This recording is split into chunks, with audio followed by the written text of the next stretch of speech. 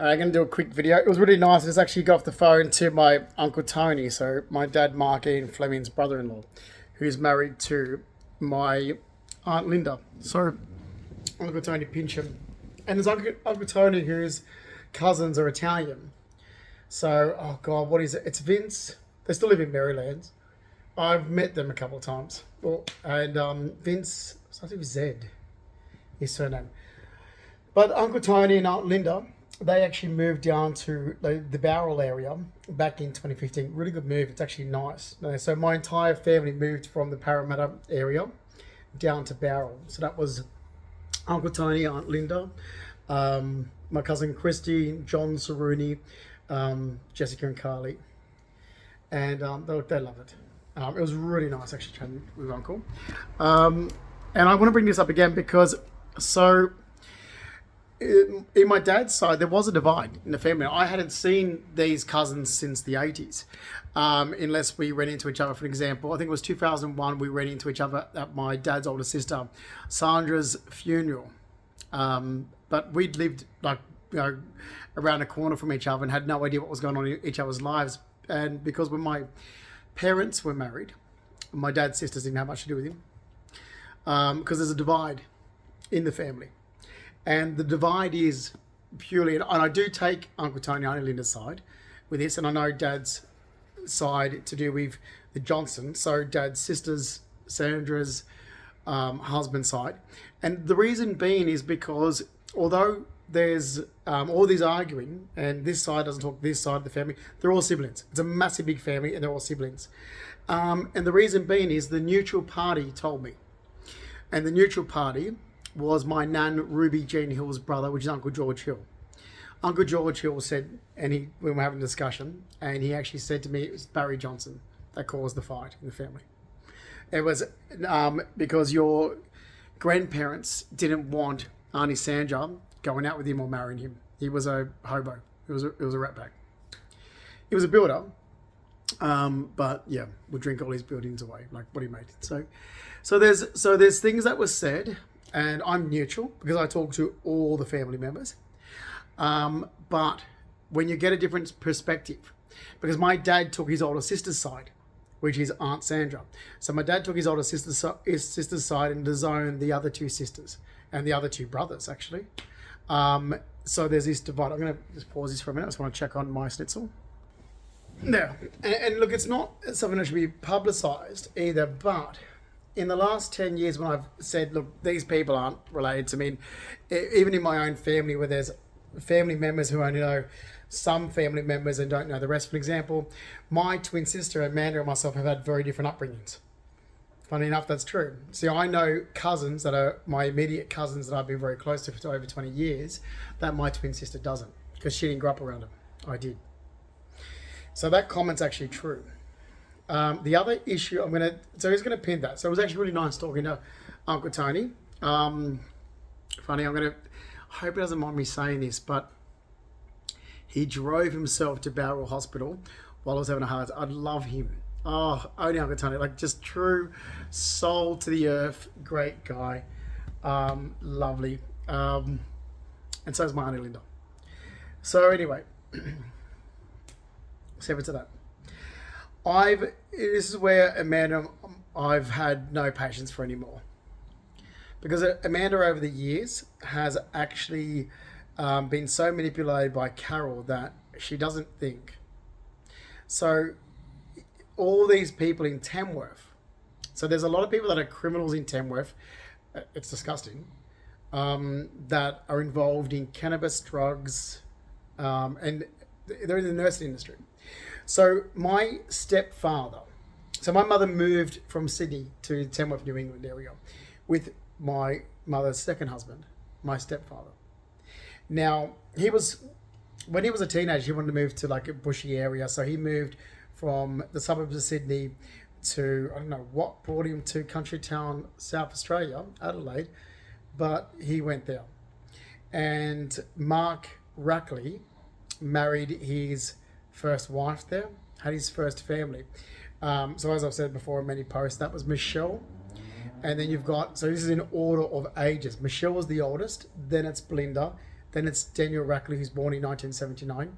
Then it's Kimberly Rackley. Daniel Rackley moved to Tamworth. Daniel Rackley moved there and was involved and affiliated with the nursing industry. So there's a lot of nurses in Tamworth who, thanks to my mother, because of affiliation, I've now been twisted in the last 10 years as being Daniel Rackley. But apparently I've changed. Not now that I'm fat, I'm starting to look like Daniel Rackley. No. Nurses and these other people that, because I literally had people go, but you used to. I'm like, I've never. But you obviously know Daniel Rackley, or you know Rackley, they used to call him. You know Rackley. Well, that's my stepbrother. Okay. So you have Mark Rackley and you have Daniel Rackley. Daniel Rackley was involved in the same behavior as his father. His father's an alcoholic, suicide, depression, extreme depression, drug use, cannabis smoking. He was a nurse, worked at a Freemason nursing home, movie house. Daniel Rackley used to affiliate there and socialise with the same people. He's a nurse now, like his father, I think, but he's the typical nurse Jackie, I call those people. They're just drug users, heavy drug users. My mother divorced her second husband, separated in 94, divorced in 95. Because of this, in the last 10 years, I've had the nursing industry tag me as a person that I'm not. And then when I looked back through details, I found out that in 2000, this is what's affected my workers' compensation. In 2008, Redfern Police decided to change into the computer system. So I was mugged and robbed November 30th, 2007 on my way home from work on Cleveland Street. Because I was in a Glasgow Coma Scale 13, they got the identification from my partner, John, because my ID was stolen, so they didn't know who I was. So this is how it happened. So I was ID'd by my partner, John Cabino. Oh, that's Justin Mark Fleming. But a police officer didn't want to have bar of it because apparently a police officer must have known my mum's second husband's family. And they went ahead in the computer system and said, oh, because I know him as Rackley. It's like, no, you don't. You obviously know my mother and her second husband. So in 2008, they changed my details, which is illegal. It's illegal. What police did is actually criminal. So they then added, in 2008, they added also known as Rackley. Now, what started happening after 2008 was things to do with Daniel Rackley, things to do with Mark Rackley. And when they uploaded things from analog to digital, I started getting stuff to do with my stepfather tagged into me. This affected me in America and cost me damages. I mean, I drove a BMW because I worked for it. I owned an investment property, 16 Scott Road, that I made good money from. I was purchasing a house in Umina Beach, which even Uncle Tony can confirm that, because they were on the holiday at the holiday house when I was up there, Uncle Tony and Linda, and that's when Dad was still talking, and Dad came and looked at the house I was buying, because Dad's at Empire Bay, Mark Fleming, a retired builder. And so before I was mugged, I was actually looking at this place, the great, huge 5-bedroom house. I loved it. And I did purchase it, but I had to cancel the sale.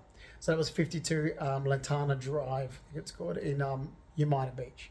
Just below Timbertalk Drive, which is where my cousin Shane Johnson and his wife Rachel Johnson lived back then. Now, I lost that. So this is what all the loss that I've had since I was mugged after work.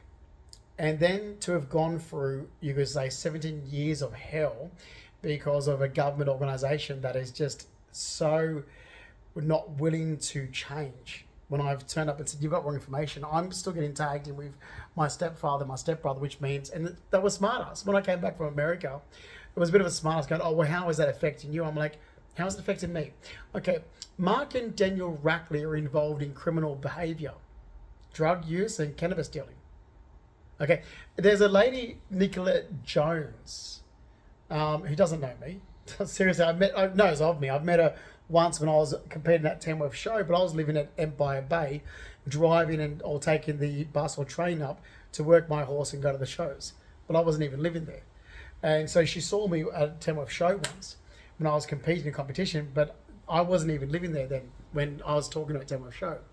Nicolette Jones knows Shane Childs and Daniel Rackley and Mark Rackley. And I can tell you exactly why, because the guy that's her neighbour, which is Tribe, I think they call it Kate, or something Tribe.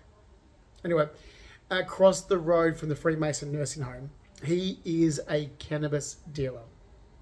Shane Childs, my mum's sister's son, hung out there, and so did Mark Rackley, and so did Daniel Rackley.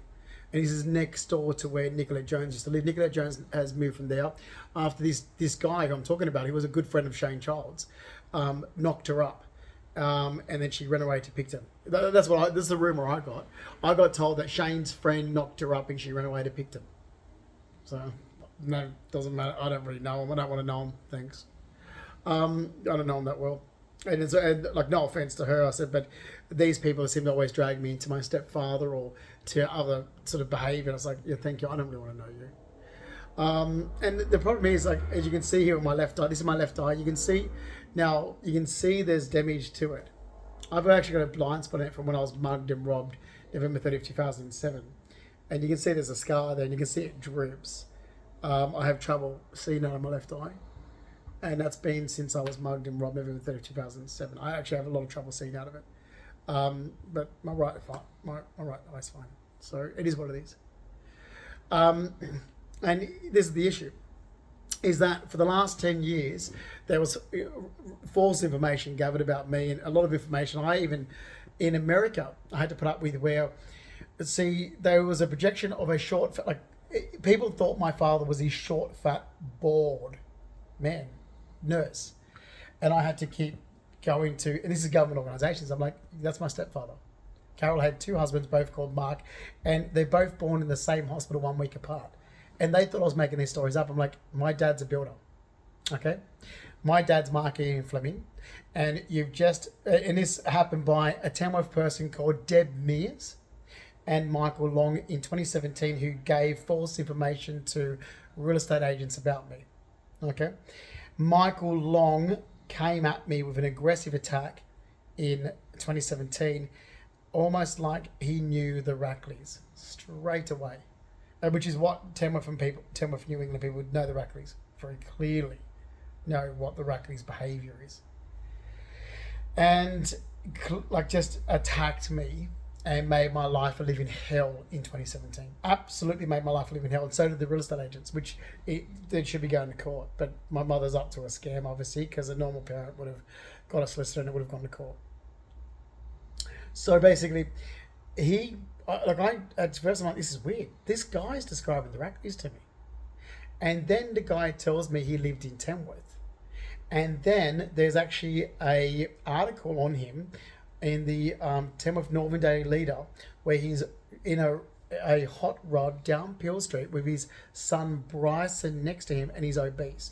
And he's talking about when he was obese and he used to drink alcohol. I'm thinking, my God, I wonder if this is one of those freaks from those drug and alcohol organisations that Daniel Rackley and Mark Rackley were known to. And was actually made my life a living hell in 2017, causing and costing me so much damages. I was getting harassed. I got harassed for years. And there was issues where the Matthew Talbot organisation, there was a guy that came out of the area in 2018 and harassed me over something to do with betting. How do you bet with online slots? I'm like, I have no idea. And he wanted to talk to me. He goes, oh, why don't we sit and talk? Like, he was almost like trying to counsel me. I'm like, for what? Like, he thought I was straight. And then he goes, well, how's your favourite football team going? Like the Dragons. I'm like, I don't follow rugby league. I've always followed soccer. I played soccer. I'm thinking, the Dragons, that's Mark Rackley and Daniel Rackley's football team. So basically I jumped on social media, typed in Rackley, it popped up, Daniel Rackley had been gambling on online slot machines. It was there on his social media. The Dragons, and it was also there his suicide. It said when I was suicidal, this is what Daniel Rackley had on social media. So I literally had organisations harassing me with information that was related to my stepbrother, and then they turned around and said, he hasn't got a stepbrother. He's had a brain injury. I'm like, no, I do have a stepbrother. You're an idiot. You're an absolute idiot. And it's a government that needs to be sued for it. Well, it's government organisations. Now, this went on in 2 countries for 10 years. I do hold a green card to the US. I applied. I went for the green card application after I finished the last TAFE course in 2014. I studied design and I had done work in design. Giovanni Consalvo, Gio, Jonathan Craig, whatever you want to call him, from Adelaide, his mother's Dawn Carpenter, Father Sebastian. Giovanni's my ex-partner. I officially left him in 2016 But I instigated the break in April 2015. But it was only a break. We're still together. It was just a break, which means you're free to do whatever you want. I'm free to do whatever I want. I'm not looking for a relationship. Now, he was never a carer. What he told people was false information. And this is exactly the reason why I instigated the break. He'd been lying since the day I met him. And to get him to tell the truth, even though it was damaging my life, was just, it's almost like, well, my mother's going to lie about, like, the way my mother's family treat me, it was almost like, great. So, because the way my family treat me and throw me on the bus, you've got the upper hand there. So you feel like you don't have to go and tell the truth, and you can lie to Matt O'Rourke and those organisations about me. Which is what instigated me playing a prank on people from 2016 to 2018. I've made it perfectly clear that I played a prank on Mark Hanna at IGA down south. Oh, Mark Hanna is nothing more than a free prostitute to me. I would never be friends with someone like that, sorry, but I wouldn't. That's just someone that you have for sex. And that's it. So those types of people, no, that's not like-minded to me at all. But when you're single or you're on a break in a relationship and you're just having sex with a complete stranger, you're just having sex. I don't feel that I have to explain this in detail. But because of so much wrong information spread, and it's cost me well over 100,000 in savings, and it has cost me assets, belongings in my car, I got accused of being a drug dealer. And where did Justin's money come from? And this is where my hairdresser, Belinda Jeffries from La Boutique Hair Salon in Double Bay, started making up stories. Now, she is a junkie, but nothing to do with me. I don't know her for any other reason except for going to a salon for haircut and treatment. And then she kept trying to befriend me, and I'm like, we're just acquaintances. This is my hairdresser. Okay, that's it. Now, she is, which is how I got to know the fact that she buys cocaine off a guy, Ush, this Russian guy, almost every Monday and Tuesday for a period of time. And so I wouldn't get tagged into it, because having a green card to the US, I'm like, okay, I'm trying to distance myself from this. And I actually said to Giovanna, I'm feeling really comfortable with this. I'm feeling really uncomfortable with this. So I was going to Dr. Baker all the time, getting toxicology reports done. And I was going to Professor Brewer as well. So there is so much toxicology reports. In actual fact, whether government departments want to accept it or not, well, you don't have any other means to argue the point. There is so much blood and urine results done from 2015 to 2018 that they near overlap. There was no drug use, and some organisation must have been places that were actually hounding. So I was in at St. Vincent's, and they were forcibly giving me toxicology reports in front of a security guard, and it kept coming back negative, and I was doing it again and again. I was smirking, going, what's wrong? You're not getting the results as you wanted? Because I don't use drugs. Like, it is so hard to have a brief sexual encounter in Sydney without being, like, you see someone, it's like, oh God, they are. And it was during that period of time, and this is, like, I'll pin that for a sec, that the Stephanie DeSalis was stalking social media and dragging people in. Look, Stephanie DeSalis, not a friend. Never been a friend. Stephanie DeSalis stalked my stepbrother Daniel Ruckley's social media and then thought I was like-minded to her. She did. She was stalking family members' social media. We've never been friends. She knows nothing about me at all, except for what she's picked up. I met her when I was getting a coffee at a cafe, California Cafe on Oxford Street in late 2004. From that moment onward, she started stalking myself and my partner at the time, John Cabino, and she did. Through social media, she gave it information. She gave information related to the Ruckleys. And was like, because she's a junkie. She's a deadbeat loser that thought she could be with me or some shit. She's a weirdo. Honestly, God, I told police this years ago. I was like, well, you just let my life be destroyed for 10 years. And that's all the money I had from back when I was working at Star Casino, plus the savings for my investment property, which was 16 Scott Road in Tamworth. So I owned that. I was the landlord for that. I would never live in it. I just brought that just to make money as a second income. Plus, okay, I can't claim the jobs I didn't have, paid tax on. So I did work cash in hand jobs as well. Plus my fixed term deposits. You just lost everything in 10 years, and I'm having it blamed onto me, basically saying, oh, you're the one. I'm like, no, I'm the one that did nothing. I'm the one that sat back and got lied about and watched my mother try to use those lies for a scam for her own benefit and gain, being a smart ass at first, and it's backfired on everyone. Like, literally, I'm the one that did what? Go on, because there is nothing that, except for me being lied about in 2 countries for 10 years since 2015. And actually, my dog was just next to me. So no, it is hard work that I've lost. I didn't do anything for me to lose it. I can't help the fact that Australia is a horrible country where, these assholes like it's where did just like they were trying to find where my money came from. I was like, are you insane? Ask me, why are you asking Giovanni? What would he know? Like I had 140,000 just in one bank account when I met him, and he was like, "Oh, how do you have so much in savings?" I'm like, "How do you not?" I was on close to 50,000 a year in my 20s, so I saved most of that. That went into fixed term deposits, and I sold my property for 189,000. I didn't have a big mortgage. When I sold it for 189,000, that went into the bank. And why do you think I need to spend it? I didn't. It sat there. What would I spend it on? I'm only looking to spend it on another house. And that's where. So we can sit back and we can keep going around circles, but I will get my money back. They're my assets. I worked hard for it. Whether these people want, want to be a smart ass about it or not. And as for people that use drugs, I just don't understand this, because in America, the police come along and they actually charge you for drug use. Like that's why it's such a cleaner country. And it's, I mean, unless you go into a black area where cops sort of, don't go down, you'll see, like, if you're not going to live in a black area. But in the US, if you see something like you do, say in Redfern, for an example, you'll see cops driving along the street. They'll stop people if they think that they're intoxicated with drugs or alcohol.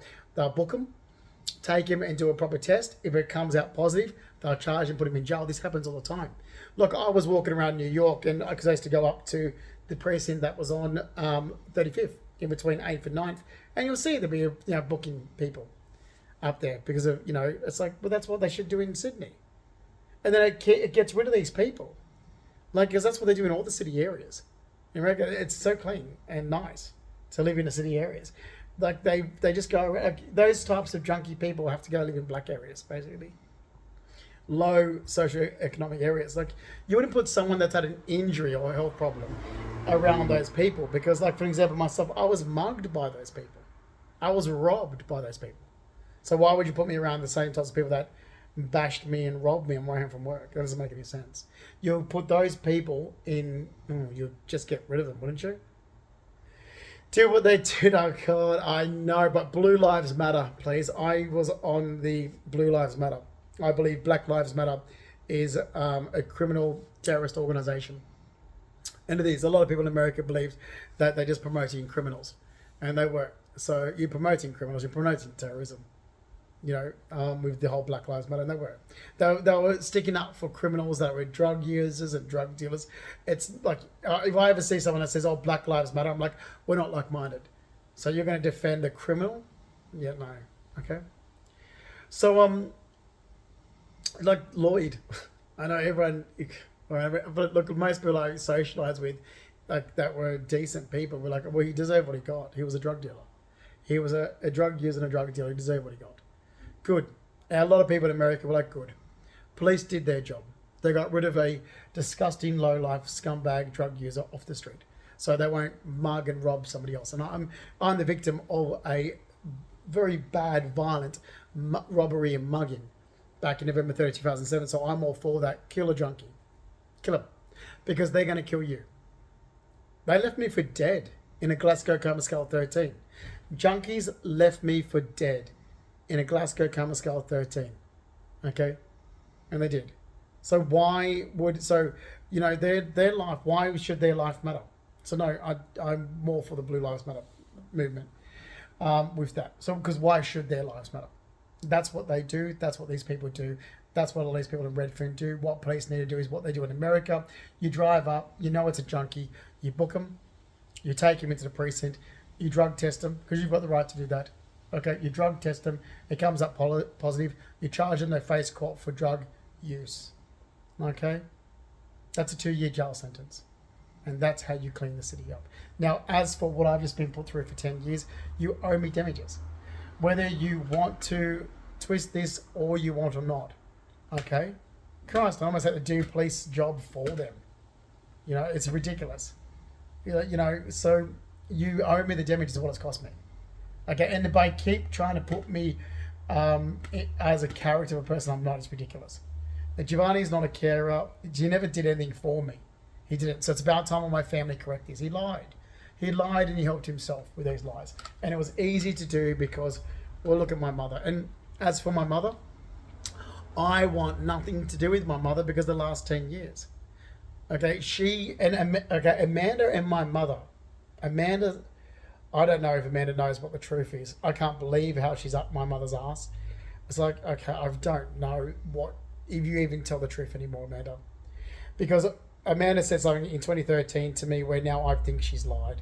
And look, honestly, I've got a strong feeling that she has because of what I've just gone through in the last 10 years. I thought, but if you can just have your brother's life destroyed in 10 years by groups and organizations, by people like Stephanie DeSalis, and you're not standing up for your brother. Like, besides me trying to entrap people is beside the point. If I'm trying to entrap people and get people arrested, man, that's beside the point. But we're talking about some low-life scumbags of people since I had a break with Giovanni. We're talking about Brett Aiken had this dirtbag piece of shit that's nothing more than a free prostitute. I brought my dog from him. But so many straight men visit prostitutes. Brett was nothing more than a prostitute for me. A guy that I went and visited for sex. That's all he was. His friend harassed me, Peter Fry. By that stage, I had a gut full of being harassed because there was some abo guy by the name of Spencer that harassed me and so forth for my area residents. Police wouldn't charge them, so then I went and tried to entrap them. And once I got this letter that Peter Fry wrote, I was like, perfect, because that's all I was trying to do. Get him to write something down in his own handwriting that entrapped him. I got him to do it. And then, I don't have it, but I've actually got copies of it, because Giovanni then, which is why I don't know what Giovanni was up to, because then in 2017, Giovanni made me give it to Kamal. I'm like, this is my leverage. I'm the one that entrapped this guy. I'm the one that got him to write this letter. This is what the acting was for. This is what the whole acting was for. So I don't have the physical, but I do have the copy of it. So I'm not stupid enough to have not kept a copy. And majority of why people thought I was a drug user is, you can hear in my throat and so forth. This is just health problems. I've never been a smoker. I've never been a drinker. Cigar lounges, I've never been a full-time smoker ever in my life. I've never been someone that drinks alcohol, barely drinks alcohol. I've never been a drug user. But for some reason, I'm dragged into something in the last 10 years, which is the biggest scam. And I'm sitting back going, okay. Well, if my mother couldn't have just got her son a solicitor back in 2015 when stuff like this started, then there's something wrong with you. Especially when my mother's worked for a legal office her entire life since she was 16. So I'm not interested in knowing my mother. I'm not interested in knowing my twin sister Amanda, because she did the same thing. And I'm looking at going, well, you just damaged your own brother's life in the last 10 years and you're happy to do that. It was very easy for you to do to your brother in the last 10 years. And I'm sitting back going, well, this was so easy for you to do it to your own twin brother. What else did you lie about? Simple. What else was there lies about? Or maybe a stretch of the truth. I mean, because the truth has been stretched, twisted around, turned upside down to what's been said. There's no truth in it. I mean, mockery, sarcastic and joking stuff is being repeated as facts that is just not true. So my attitude is like, so what did Carol put you up to? What has Carol brainwashed you into believing, or what have you done? So that's it. All right, I'm going to leave it there because I want to finish, and I'll get some washing done tonight as well. I'm going to finish my stint, so I've got enough to do this week. Look, New South Wales Police should have pressed criminal charges against Stephanie DeSalis back in 2016, 2017. Okay? She's not a friend. She has never ever been a friend. Just because she stalked me doesn't make her a friend. And just because I stupidly brought her to my sister's wedding in 2006, she was a stranger. No one knew who she was. John Cabino, my partner, was invited. And I'm not going to explain this again. I've explained it. Okay? John was always telling me to stop talking to her when I was going getting a coffee. Like, she's a junkie. Why do you have to talk to everybody? That's the problem. I used to just talk to everybody. Now I'm going to be selected. I'll turn my back on people that I should have turned my back on back in my 20s and still be nice to everybody. Because what happens is I'm now dragged into stuff that's nothing to do with me. But that's what John used to say to me. John's like, don't just walk past her, Justin. She's a fucking junkie. And I'm like, oh, she's a crazy fag hag. She's harmless. John's like, she's not harmless, Justin. She's a junkie. She's been stalking us with her delusional fantasies. Okay, and I'm like, relax, John. Just a crazy, because I thought, see, John was a bitch. I love him, but if anyone actually knew my ex-partner John Cabino, like my cousins would say, oh yeah, he was so feminine, he was such a bitch. I'm like, yes, I just thought John was being John, but John was truthful. John actually saw exactly what character Stephanie Vasalis was, and he said, stay away from her. She's bad news. She's bad news. The fact that she just got away with what she did in the last 10 years is disgusting, and New South Wales police should be extremely ashamed of themselves.